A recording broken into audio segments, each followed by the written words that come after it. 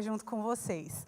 Quantos aqui estão com o coração assim prontinho para receber a palavra de Deus? Glória a Deus, que o Senhor possa falar conosco, que Ele possa tocar o mais profundo do nosso coração nessa manhã, né? E a minha oração é para que você possa ser desafiado pelo Espírito Santo, né? A dar um passo ainda mais profundo na intimidade com o Senhor. Eu creio que o Espírito Santo ele está realmente ansioso para falar conosco sobre esse lugar de relacionamento íntimo, sobre esse lugar, né, de uma comunhão profunda, sobre esse lugar chamado secreto, né? O tema dessa palavra é uma vida no secreto. E eu quero te convidar a abrir a palavra em Lucas, no capítulo 2.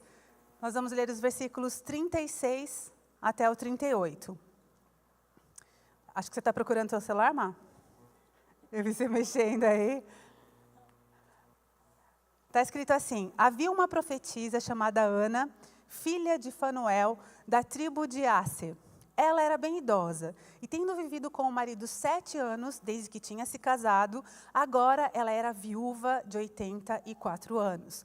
Ela não deixava o templo, mas ela adorava noite e dia, com jejuns e orações. E chegando naquela hora, ela dava graças a Deus e falava a respeito do menino a todos os que esperavam a redenção de Jerusalém. Então, esse texto são apenas 3 versículos que falam em todas as escrituras, são os 3 únicos versículos que a gente vai achar acerca dessa mulher chamada Ana, a profetisa. Né, pouco tempo atrás, eu estava meditando nas escrituras e algumas verdades, elas saltaram assim ao meu coração. E Deus me desafiou de várias formas, né, através dessa pequena porção. E eu quero compartilhar com você aquilo que Deus falou comigo de uma forma muito assim especial. E o primeiro aspecto que eu quero que a gente possa pensar junto sobre esse texto, né, é que quando a gente olha para essa mulher, ela tinha 84 anos. Eu não sei quantas pessoas acima dos 80 que você conhece, que ainda estão super animadas, que estão naquele gás, assim, que ainda estão, sabe, apaixonados por algo e se movendo com paixão sobre aquilo. Eu conheço algumas poucas pessoas que têm essa característica passando dos 80, né? Que assim, a maioria, ela já está mais desanimada, já está mais paradona, mais cansada. E quando eu olho para essa mulher, a Bíblia fala que ela com 84 anos, ela estava todos os dias no templo. E ela estava ali sendo, sabe, uma mulher que se permitia ser usada por Deus. Ela estava ali nessa busca muito apaixonada pelo Senhor. E isso, né, me ensina algo.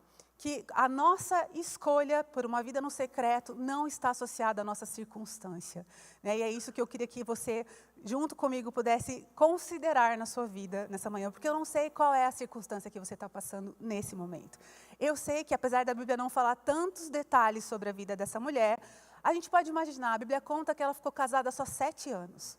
E depois ela estava numa condição de viuvez. Né? E nós sabemos até historicamente, quando a gente olha para a realidade das mulheres, no período em que Ana viveu, que era o momento histórico que precedia ali a vinda de Jesus, então são, né, bastante anos atrás, mais de 2000 anos atrás. E socialmente as mulheres, elas tinham algumas limitações, né? Elas não tinham tanta expressão social, existia uma estrutura, uma organização, onde as mulheres que elas ficavam viúvas, né, a palavra de Deus exortava para que a igreja tivesse um olhar de misericórdia, né, para que pudesse assistir as viúvas, porque diferente de hoje, quando uma mulher ela fica viúva, ela vai à guerra, ela trabalha, né, ela constrói, ela tem um espaço na sociedade, as mulheres naquela época elas não tinham. Né? E ela poderia, então, ter se tornado uma mulher muito amarga, ela poderia, então, ser uma mulher que ficasse presa naquele luto. E eu conheço muitas pessoas que, quando, né, mediante essa dor do luto, elas se travam naquela página, elas não conseguem sair desse lugar. Então, elas se tornam pessoas que vão adoecendo interiormente, que, né, permitem que uma crise interior se instale, até mesmo em relação a Deus, porque algumas coisas que a gente, pela nossa inteligência, pelo nosso cognitivo, pelo nosso intelecto, a gente não explica como assim, por que isso aconteceu? Por que isso passou? A gente culpa Deus, porque Deus permitiu que o meu esposo fosse embora. Essa poderia ter sido a indagação dela. Por que eu? Por que só 7 anos? Por que eu tão nova ter que passar por essa dor? Por que isso? Por que aquilo? Ela poderia ter adoecido, ela poderia ter sido uma pessoa amarga, ela poderia ter sido como muitas pessoas que se tornam, sabe, pessimistas e difíceis de lidar, porque ela tinha uma dor que justificaria tudo aquilo, mas não. ela escolheu a melhor parte, ela escolheu Jesus, ela escolheu o Senhor, né? Ela escolheu amar a palavra de Deus. Eles estavam na iminência do cumprimento das profecias acerca do menino, né? E ela estava vivendo todo aquele momento, ela decidiu amar a Deus. Ela estava lá todos os dias orando, todos os dias buscando o Senhor, né? E eu acho tão lindo quando algumas pessoas que eu conheço de perto e outras que a gente pode admirar à distância, assim, elas descobrem que em Deus nós temos toda a provisão, toda a suficiência que nós precisamos, de tudo o que a gente possa precisar está no Senhor, né? E essa mulher, ela descobriu isso, e ela estava ali, né? Então, eu queria que nós não dessemos desculpas para Deus, né? Então, quando eu era pequena, às vezes eu tentava dar um migué. Vocês sabem o que é dar migué? Né? Dar uma enroladinha na minha mãe, e às vezes eu falava: mãe, eu não posso ir na escola hoje, porque assim, eu não dormi bem. Ela falava: para de desculpa esfarrapada, pega, coloca o teu uniforme. E assim, uma desculpa esfarrapada, né? Eu fiquei pensando recentemente no que é uma desculpa esfarrapada.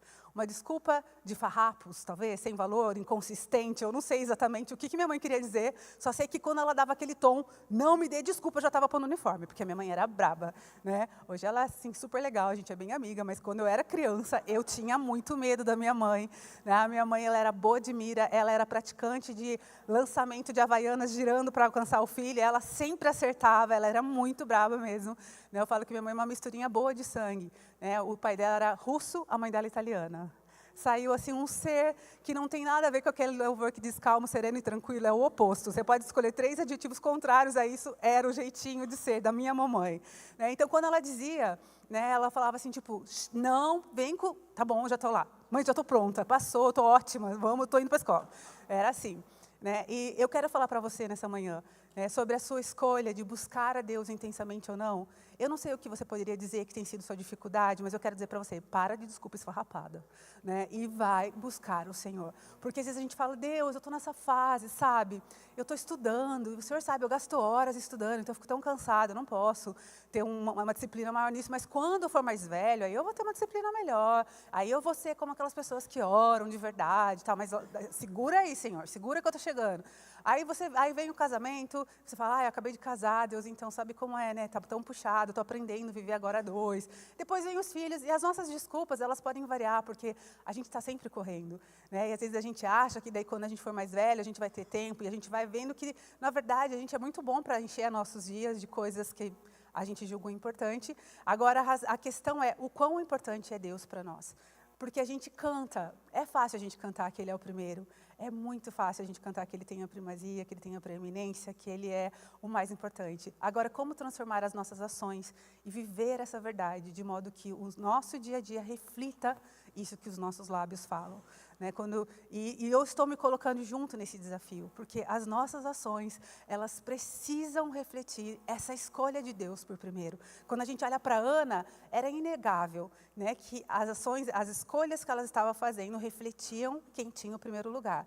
Obviamente, todos nós temos os nossos desafios, e a gente não pode, talvez como Ana, estar ali no templo de dia e de noite. Mas a Bíblia fala sobre um lugar chamado secreto, que não é necessariamente um lugar físico, né? A Bíblia fala lá em Mateus 6, quando entrares no seu quarto, fechares a porta, você vai estar com Deus, e o teu Pai, que vem em secreto, Ele vai te recompensar, né? Existem algumas versões que diz publicamente, você vai para o secreto e busca o Senhor, né? Então a Bíblia fala sobre você entrar no seu quarto, sobre você fechar a sua porta, né? Mas tem muitas pessoas que não têm nenhum quarto para chamar de seu, né? Uma boa parte da minha vida, eu dividi o quarto com meus irmãos, e depois nem sempre tinha um espaço, mas então eu creio que a Bíblia está falando sobre um posicionamento, de você se retirar, para você prestar atenção naquilo que Deus vai falar com você e você poder abrir o seu coração. Então, esse secreto é um posicionamento, sabe, de um entendimento que você tem da necessidade de buscar ao Senhor de uma forma íntima, né? De você falar com Ele, de você se desconectar de todos os ruídos externos, de todas as coisas que te distraem, para você poder entregar o teu coração, para você rasgar a tua alma, para você ouvir o Senhor, né? Então, eu quero falar de uma forma bem assim, prática hoje, como que a gente pode praticar, né, o secreto, como a gente pode viver essa vida de devocional, de busca. Eu acho interessante que A gente tem visto uma sociedade tão doente na sua alma, de uma forma geral. Existem tantos novos diagnósticos que a gente... É até difícil você decorar, mas tem alguns que têm ganhado assim, uma certa expressão, e a gente ouve muitas pessoas passando por burnout, por crises de depressão, né, tendo crises de ansiedade. E a gente pode reconhecer que existem tantos fatores que podem nos levar a esse lugar, que é um lugar de limite, né, um lugar onde você realmente parece que esgota suas forças, e nós que não somos de borracha, né, a gente tem sentimento, Deus nos fez assim, muitas vezes a gente está nesse lugar de ter que administrar algumas coisas dentro da gente, mas eu quero te falar que existe esse lugar de buscarmos a Deus, que está muito associado com a saúde que nós temos na nossa alma, né, porque a Bíblia fala, lá em Êxodo, no capítulo 33, no versículo 14, né, o Senhor fala para Moisés, ele fala assim, a minha presença irá com você, e eu lhe darei descanso.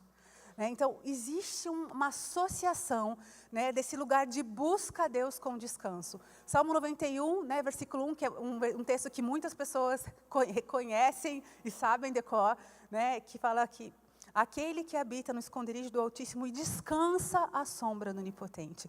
Né? Então, existe esse lugar de descanso quando você está habitando nesse lugar de comunhão com Deus. E eu vejo que muitas dessas dificuldades que nós temos interior, né, elas podem ser supridas e vencidas nesse lugar, né, de intimidade com o Senhor. Então, como nós podemos praticar o secreto? O primeiro aspecto que eu quero ressaltar nessa manhã é que quando a gente vai para esse tempo com Deus, né, a gente pode adorá-lo, nós deveríamos, né, além de adorá-lo também, nós podemos louvá-lo.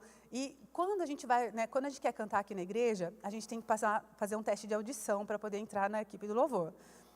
Provavelmente eu repetiria se eu fosse cantar. Né? Já fiz parte do louvor aqui, mas é porque não tinha muita gente, né, Ney? Por isso que você deixou, não foi? Precisava, né? Então eu cantei. Mas provavelmente não passaria. Mas o que é legal? Que na presença de Deus você pode cantar. Não tem problema se você se semitona. Não tem problema se você é totalmente desafinado.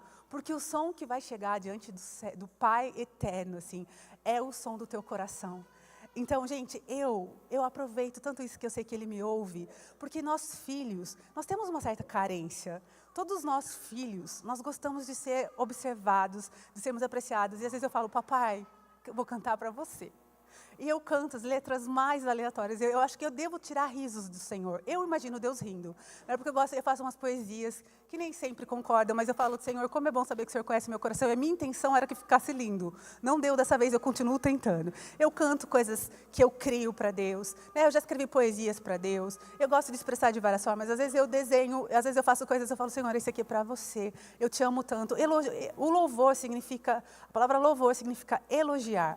Então, se você também não gosta, você, como eu, talvez não seja tão assim, a pessoa melhor para cantar, você pode elogiar a Deus, colocar assim, reconhecer os atributos dele, né, através das suas palavras, e encontrar uma forma onde você possa praticar. Adorar significa beijar a face.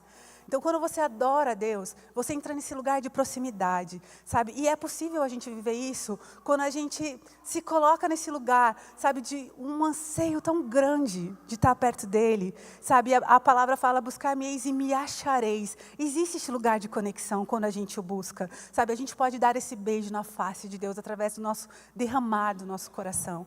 Uma outra prática que faz parte do secreto são as orações íntimas. E é aqui que eu vejo que está associado com a saúde da nossa alma. Porque quando eu faço uma oração íntima, eu rasgo o meu coração. E eu vou falar para Deus tudo aquilo que me angustia, tudo aquilo que está me entristecendo, tudo aquilo que soa como injustiça para mim, todas as dificuldades que são pertinentes ao meu dia a dia. Porque às vezes as pessoas falam, mas Deus, tem tanta coisa, tem guerra acontecendo, tem tantas coisas horríveis. Você acha que Deus vai prestar atenção na minha oração porque eu estou um pouquinho angustiada com algo? Queridos, eu não sei como você tem conhecido Deus, mas Deus é esse Deus que vai ouvir a questão que tem lhe roubado o sono, com a mesma atenção daquele que clama diante de uma guerra, porque Ele é um Pai amoroso, todo-poderoso, Ele é, sabe, excelente, suficiente, Ele é o Deus que fez todas as coisas. E Ele vai, sim, ouvir essa oração. Ele vai poder te tocar com paz. Ele vai poder trazer uma nova visão sobre aquelas questões que estão à sua volta, te orientar. Por isso que eu falo, alguns momentos da nossa vida, a gente pode precisar de uma ajuda, de uma terapia. Essas coisas são recursos adicionais para quando a gente está mediante um nó da nossa história que a gente não consegue desatar. Mas, como filhos de Deus, nós temos acesso a esse lugar. E quando a gente despreza, sabe, o benefício dessa comunhão com o Senhor. Muitas vezes a gente se torna cansado, a gente se torna doente interiormente, a gente vai vivendo na contramão da vida abundante que Deus tem para nós. Porque quando a gente lê a promessa da vida abundante, às vezes a gente fala, é uma vida cheia de fartura, é uma vida com muitos recursos. A abundância não consiste nisso. Né? A abundância que Deus fala é você estar, mesmo em meio ao caos, você tem paz. Você tem alegria, a bondade dentro de você, a benignidade, são os frutos do Espírito. A abundância de Deus é ter tudo aquilo que é necessário suprido. E as nossas necessidades estabelecidas pelo nosso coração, a Bíblia fala que o coração do homem ele é enganoso. Muitas vezes a gente está estabelecendo coisas que não são assim tão importantes. Mas Deus, aquele que nos fez, né, Ele tem toda a provisão para uma abundância daquilo que é realmente necessário. Né? E a maior riqueza, né, que a gente pode ter é você viver uma vida no ordinário, com todas as coisas supridas aqui dentro. Porque quando, né, você tem um Senhor ali, realmente preenchendo todos os cantinhos do seu coração, que tem um formato que só Deus pode preencher, aí as outras coisas são acrescentadas. A Bíblia fala, busca primeiro o reino de Deus, todas as coisas serão. Mas a sua lista de necessidades, ela fica tão reduzida, porque aquilo que mais importa já está dentro de você. Né? Então, essas orações íntimas, ela vai entrar no nosso lugar de despressurizar, de derramar o nosso coração, de poder ser acariciado, né? Receber as carícias de Deus. E isso é uma bênção, isso é muito assim, especial. Isso é uma dádiva para todos nós, filhos de Deus. Amém? A oração perseverante, né? Essa é uma oração que faz parte desse tempo de busca, de devoção a Deus. E você perseverar em oração, né? Você terá, assim, desde que eu me converti, eu tinha 15 anos de idade, eu gosto de escrever pedidos de oração e colocar a data de quando eu estou começando a orar por aquilo. E passar tempo orando, e quando as respostas começam a chegar, eu gosto de ir lá na frente e colocar a data da resposta. Porque isso, de uma forma prática, isso me encoraja. Isso eu fico vendo, olha como Deus, porque às vezes a gente esquece coisas que a gente orou e clamou, e é tão gostoso você ir vendo as respostas. Isso é algo que eu aprendi em algum momento, né, lá do nosso começo juntos, ali andando na nossa jornada de fé, e eu faço isso. Eu tenho uma irmã na nossa igreja, que ela é a nossa campeã de oração, assim, perseverante, a dona Lúcia, que ela é líder da intercessão na Alcance Curitiba, ela orou por 32 anos pela conversão do marido. Eu vou repetir, gente, 32 anos. Anos!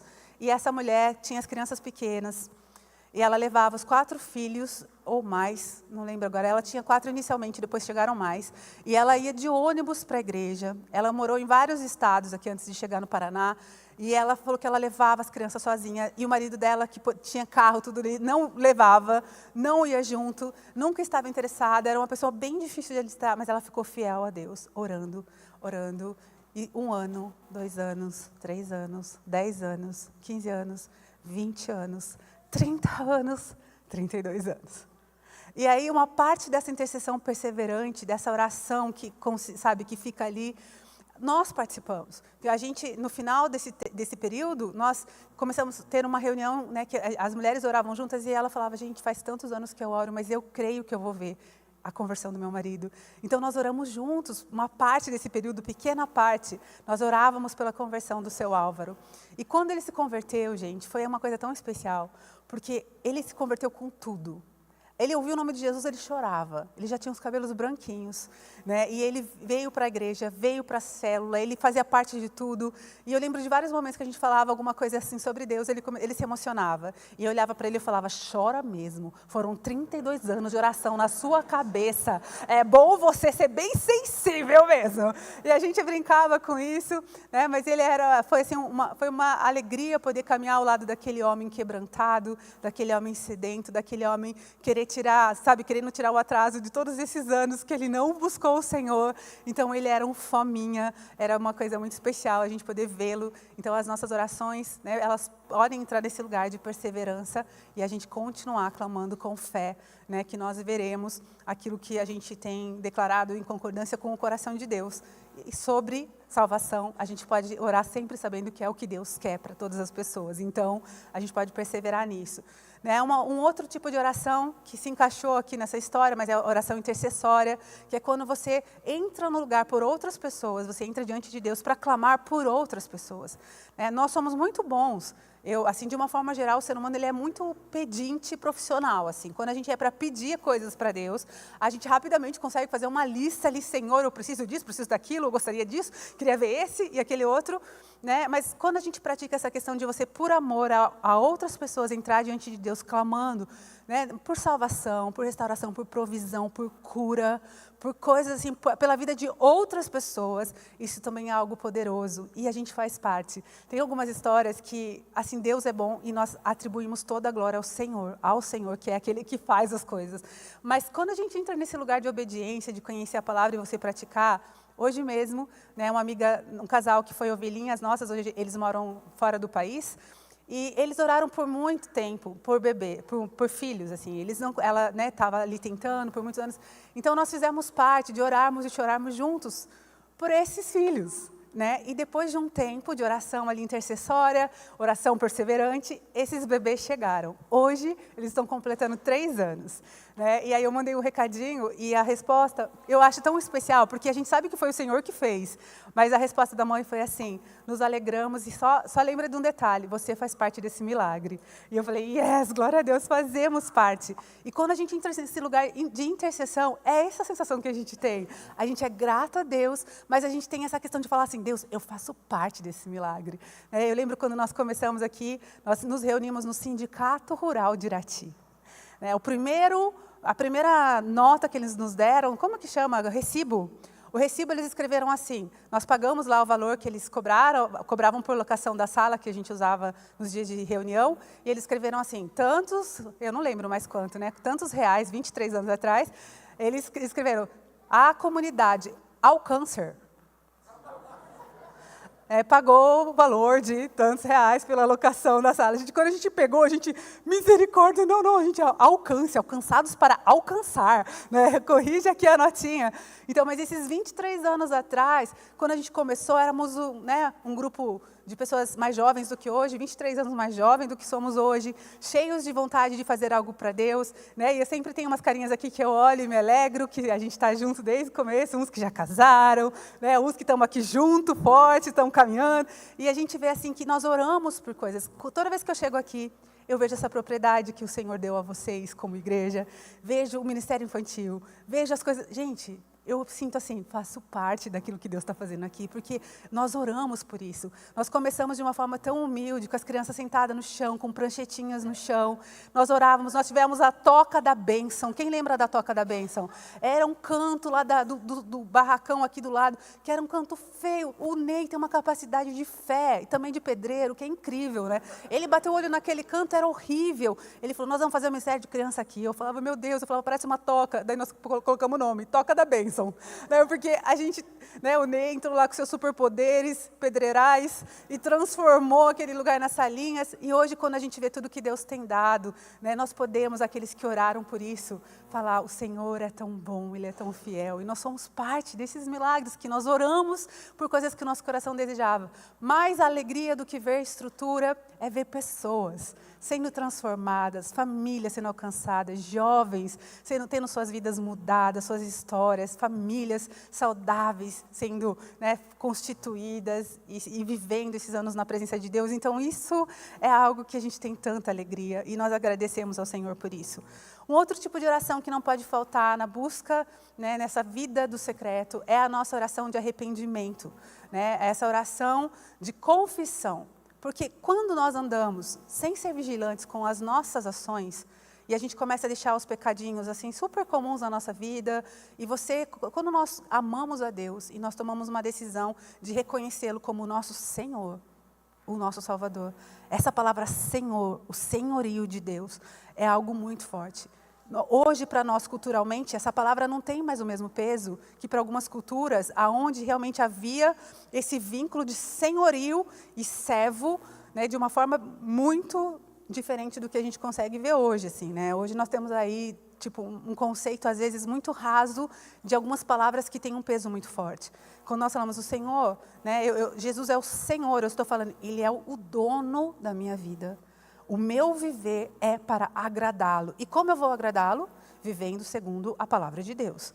E aí a gente vai para esse manual do fabricante, a palavra, e nós vemos lá todos os princípios que deveriam né, direcionar os nossos passos, a nossa forma de agir, de reagir, de falar, de nos portar. Né? E às vezes a gente tem aquele momento de estar muito consciente e você já não permite mais. Algumas práticas para vocês são totalmente fora daquilo que você entende que deveria fazer. Então, às vezes, palavrão, jamais.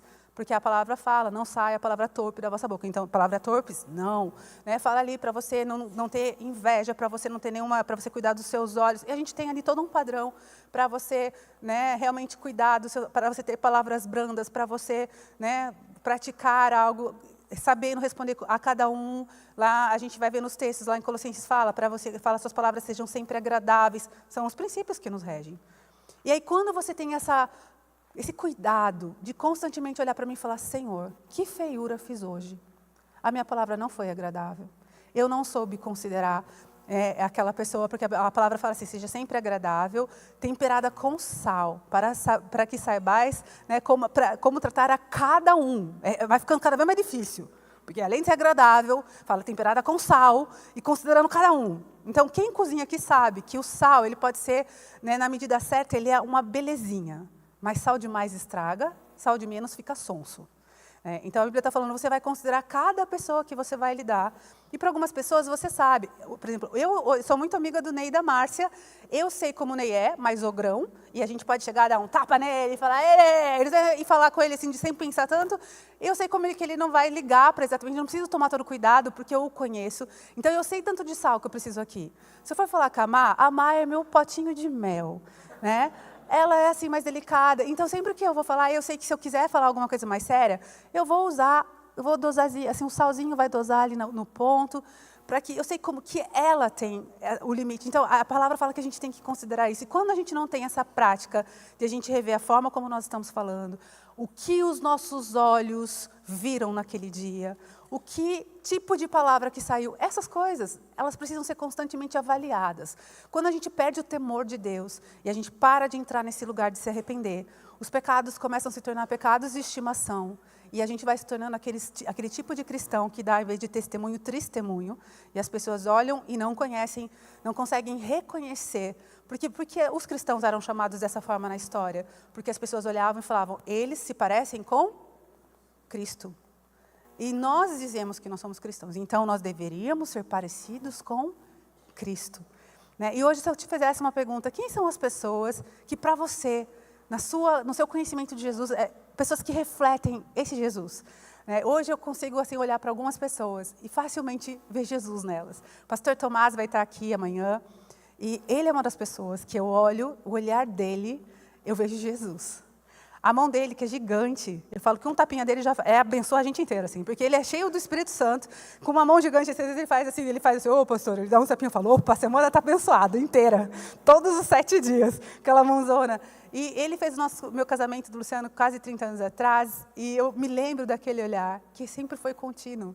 Um homem que vive na presença de Deus, um homem que tem esse temor ao Senhor e ele exala esse bom perfume de Cristo. Agora, todos nós precisamos ser esse reflexo para as pessoas que estão à nossa volta. Aquelas pessoas que não abrem a Bíblia para lê-la, eles vão conhecer o Senhor através de você. Você pode ser essa mensagem vivida perto das pessoas. E esse é o nosso desafio como cristão. Uma outra prática que cabe no nosso tempo de devocional, de busca ao Senhor, são orações de gratidão. Como eu falei, nós somos bons pedintes, e às vezes a gente faz isso com uma facilidade, a gente pede que é uma belezinha, né? Mas às vezes a gente esquece de agradecer. E o exercício de gratidão, ele traz saúde para o nosso coração. Sabe, uma época, eu morava aqui em Irati ainda, e eu lembro que abriu uma loja de R$1,99, eu não sei quantos que são dessa época, que tinha loja de R$1,99, com coisas que custavam R$1,99 e eram legais. Né? Então, tinha uns brinquedinhos legais, coisas boazinhas assim, né? E eu lembro que essa época, eu escolhi uma profissão que dá muito dinheiro, professora, né? E aí, eu trabalhava como professora aqui. Então, eu estava dando aula, né? Depois eu na verdade, eu era coordenadora pedagógica, mas não dava muita diferença no salário. Então, eu era coordenadora pedagógica aqui do Pequeno Príncipe, e eu tinha lá toda a minha riqueza acumulada mensalmente. Né? E aí, essa loja me fez ficar muito empolgada. Eu falei, nossa, eu vou poder comprar muitas coisas legais para os meus filhos. Aí, eu comecei a comprar muita bugiganga, assim. Muita bugiganga. E aí, toda semana, eu passava no 99, dava uma coisinha. E às vezes eu sou uma pessoa que o meu problema é que às vezes eu gosto mais dos brinquedos do que meus filhos. Porque é a minha área. Então eu falo assim, nossa, isso aqui vai desenvolver isso. Esse aqui é super legal para trabalhar esse conceito. Ah, esse aqui eu vou usar na história tal, que eu vou contar para eles. Então às vezes eu comprava um monte de Badulac para nós, né? Para todos nós. E aí eu chegava e dava aquela monte de coisa, e eles abriam, abria um, abria outro, e brincavam, depois ia jogando no canto, como toda criança faz, quando tem bastante, valoriza menos ainda. E aí eu lembro que nessa onda do 1,99, nesse momento assim que eu estava me sentindo rica, né, comprando lá, eu fui visitar a minha avó. E quando eu chegava na Santa Bárbara do Oeste, a minha avó tem 6 filhas, e os meus filhos naquele momento eram as 2 únicas crianças de toda a família. Então, você imagina que essas 6 filhas da minha avó tiveram um monte de filhos, e aí era um monte de primo, e só tinha aqueles 2 serzinhos pequenos, a família inteira para mimar. Então, começou a visitação das tias, das primas, e cada um que chegava com um pacote para o Israel e para a Alice, assim, né? Ai, vem ver eles, olha o presente. Aí chegou uma hora que uma tia minha chegou com o presentinho, um para o Israel, um para a Alice. E eu lembro que eu chamei o Israel, vem cá, filho, a tia trouxe um presente para você. Ele abriu, jogou do lado e falou, tem mais? Gente, eu queria sumir. Eu, assim como toda boa mãe, né, usei toda a minha capacidade de dobradura, assim, agradece, fala obrigado. Ai, tia, ele já vai agradecer. Agradece, Pia. Tá tudo bem. E assim, depois eu, filho, fala obrigado. Ele, mas não tem mais? Eu, Israel, fala obrigado. Ele, obrigado, tia. E nem deu bola para o brinquedo. Ela queria... Toda vez quando a gente dá um brinquedo, a gente quer que a criança goste. Ela, ai, você gostou aí? Saiu correndo, assim. E eu fiquei... Aí eu falei, nossa, não é que é verdade que quando a gente dá muito, eles não conseguem valorizar? E aí eu falei, ai, tia, desculpa, ele estava muito animado, brincando. Fiquei com uma vergonha. E, sabe, quantas vezes nós somos nós diante de Deus assim?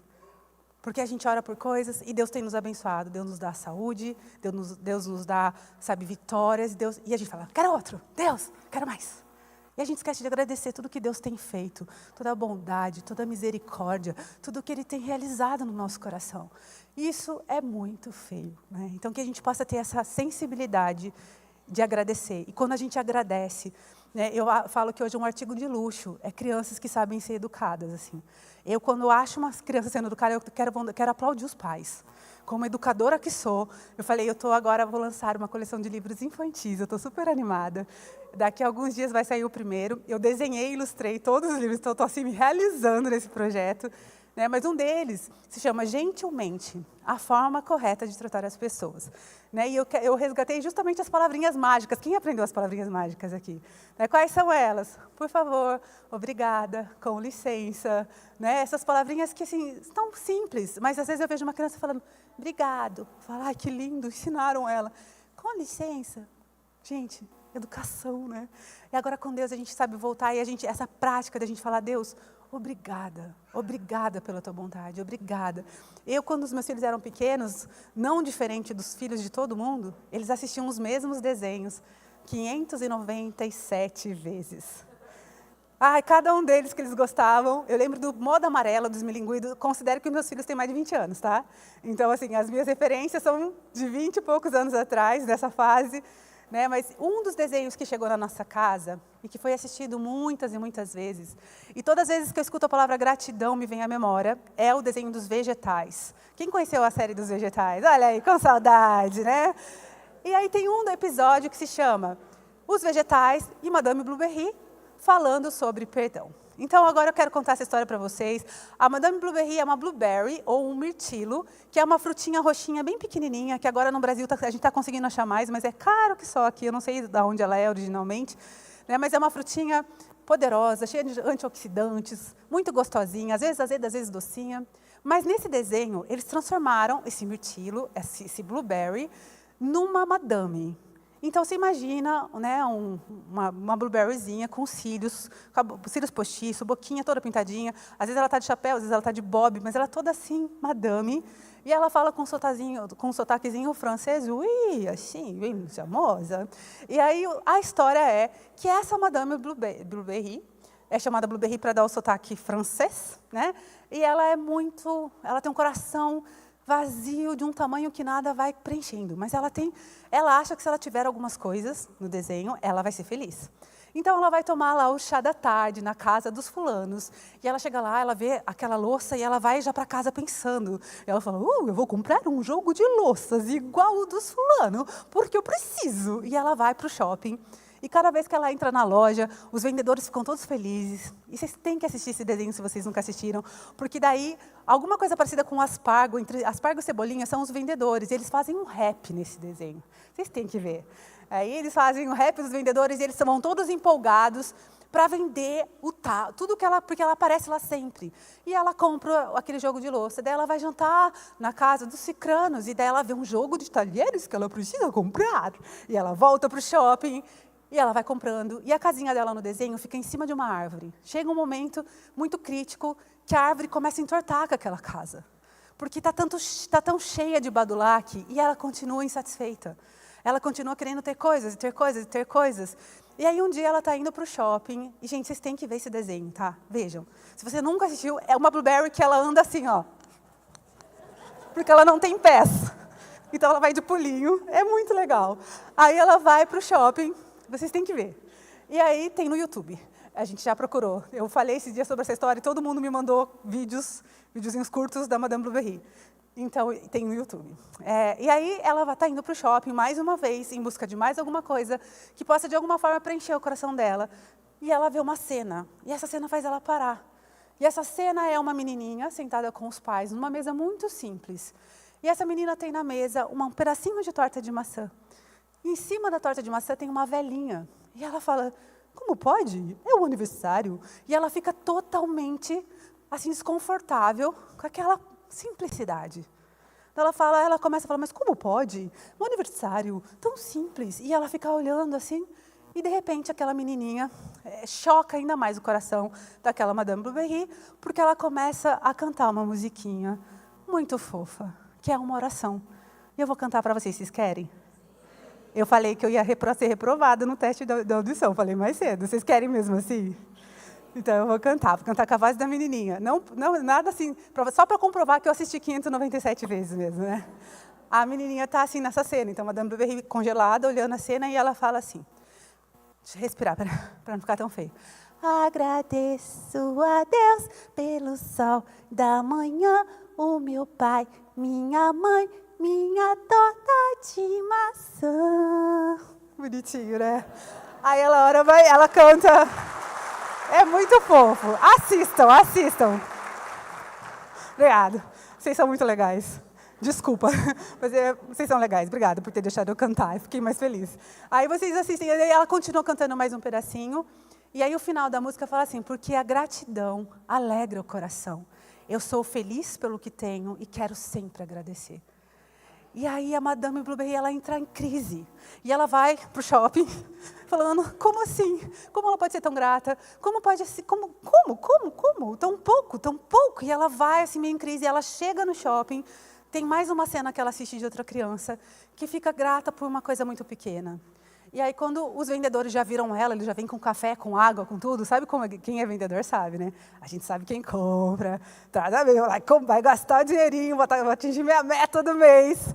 E aí, eles vão tudo perto dela e eles falam, o que você vai querer hoje, Madame Blueberry? E eles estão todos animadinhos assim, e ela fala, eu preciso de um coração agradecido. E aí, os vendedores, os três, eles murcham e falam assim, esse a gente não tem para vender. E não tem coração agradecido para comprar, né? O nosso coração agradecido, ele é o fruto de uma escolha de você olhar para a parte cheia do copo, né? Porque às vezes a gente olha para a parte vazia e a gente nunca vai alcançar. Então, na presença de Deus, a gente pode praticar essa questão de ser grato ao Senhor, né? Não importa, então, como você vai usar esse momento com o Senhor. Você pode criar o seu método de busca, de fala, né? Tem pessoas que gostam de escrever, tem pessoas que gostam... Eu junto cadernos e cadernos e cadernos dos meus devocionais com Deus. São muitos anos e eu nunca consigo jogar eles fora, porque eu também gosto de escrever. Então, eu ficava sempre escrevendo as minhas percepções, as minhas interpretações bíblicas, as questões que eu estava tendo da revelação de Deus. Então, você tem que achar um método que funciona para você. Mas o que você não pode abrir mão é de todos os dias buscar a Deus. Todos os dias você falar com Ele. Não importa se você está no seu carro, se você está no seu trabalho, aonde você estiver, você vai remindo o seu tempo. Você tem uma oportunidade, né, tá lá no seu cantinho, no teu horário de almoço, leia a Bíblia, mas assim, não negocie. Eu sei que quando eu me converti, eu fazia tantas coisas. Eu estudava em 2 colégios, eu trabalhava na parte da tarde, eu saía da minha casa às 6 da manhã, eu voltava todo dia, quase meia-noite, né, ou perto da meia-noite. Mas nessa correria, eu lia a Bíblia todos os dias, eu orava todos os dias, eu tinha grupo de estudo nos 2 colégios, eu era uma neófita, eu nem sabia muito sobre a Bíblia, mas eu falava, galera, vamos estudar a Bíblia junto? E o pessoal vinha, e a gente lia junto e tentava entender junto, daí eu ia fazer pergunta para o Ney, para o Mais, para o pastor, para depois voltar lá para a galera e falar, gente, olha, entendi o que estava escrito. Fui perguntar para os universitários e tal. Então, a questão é que o nosso estilo de relacionamento com Deus vai ser definido pela fome do nosso coração, sabe? Às vezes a gente não vai estar tão apaixonado, às vezes a gente não vai estar tão intenso. E nesses dias a gente vai buscar o Senhor da mesma forma, porque nós sabemos o princípio, né? Tem dias que a gente vai com o coração queimando, tem dia que a gente vai simplesmente porque a gente sabe que precisa estar lá, né? Outro aspecto que eu quero falar nessa manhã é que as nossas escolhas afetam quem nós somos e como nós somos conhecidos, né? Ana, ela foi chamada a profetisa.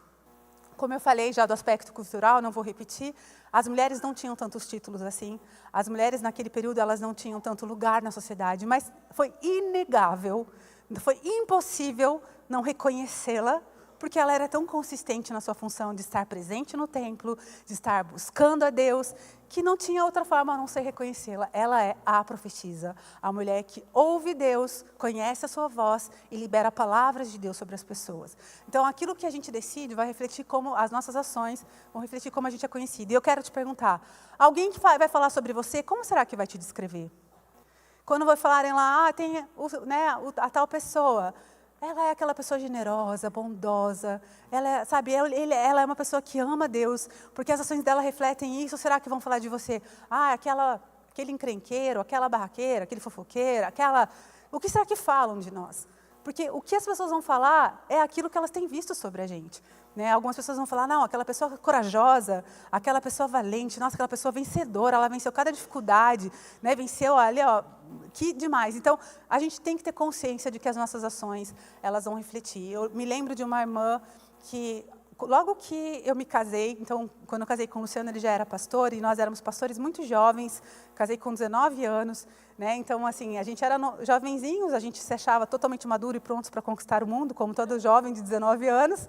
Né? Hoje eu olho para os 19 e falo, era assim que eu era? Nossa, eu achava que eu estava tão assim, mais maduro. E os anos vão mostrando para a gente. Aí que a gente entende, quando a mãe falou, eu falei, mãe, quero casar. Ela falou, você é tão nova. Eu falava, não, mas sou totalmente pronta. Né?